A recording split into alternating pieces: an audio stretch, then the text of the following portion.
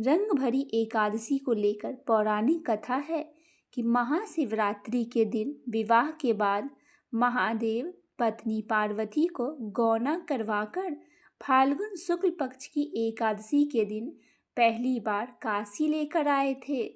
तब शिवजी के गणों ने उनके स्वागत में खुश होकर खूब होली खेली थी।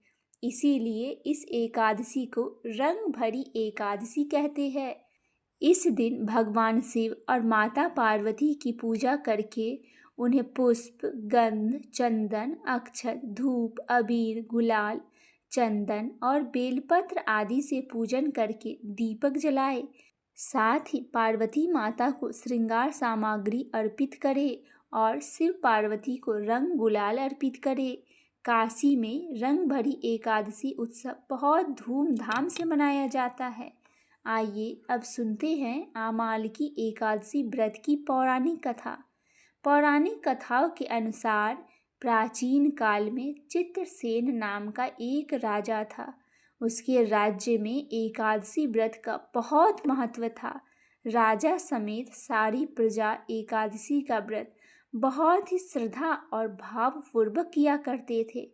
विशेष तौर पर राजा चित्रसेन की आमालकी एकादशी व्रत में गहरी आस्था थी। एक बार राजा चित्रसेन शिकार करते हुए जंगल में बहुत दूर निकल गए। उसी समय कुछ जंगली और पहाड़ी डाकुओं ने राजा को घेर लिया और शस्त्रों से राजा पर प्रहार करने लगे। परंतु जब भी कोई डाकू राजा पर शस्त्र का प्रहार करते, वह शस्त्र ईश्वर की कृपा से पुष्प में परिवर्तित हो जाते थे। उन डाकुओं की संख्या बहुत अधिक थी, अतः राजा संज्ञाहीन होकर भूमि पर पड़ा। उसी समय राजा के शरीर से एक दिव्य शक्ति प्रकट हुई और उस दिव्य शक्ति ने समस्त दुष्टों को मार गिराया। वह अदृश्य हो गई।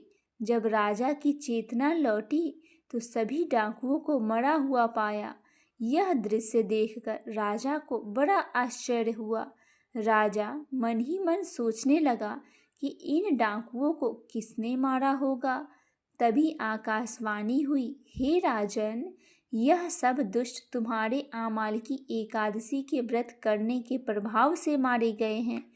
तुम्हारी देह से उत्पन्न आमालकी एकादशी की वैष्णवी शक्ति ने इनका संहार किया है। इन्हें मारकर वह पुनः तुम्हारे शरीर में ही प्रवेश कर गई है। यह बात सुनकर राजा को बहुत प्रसन्नता हुई और एकादशी का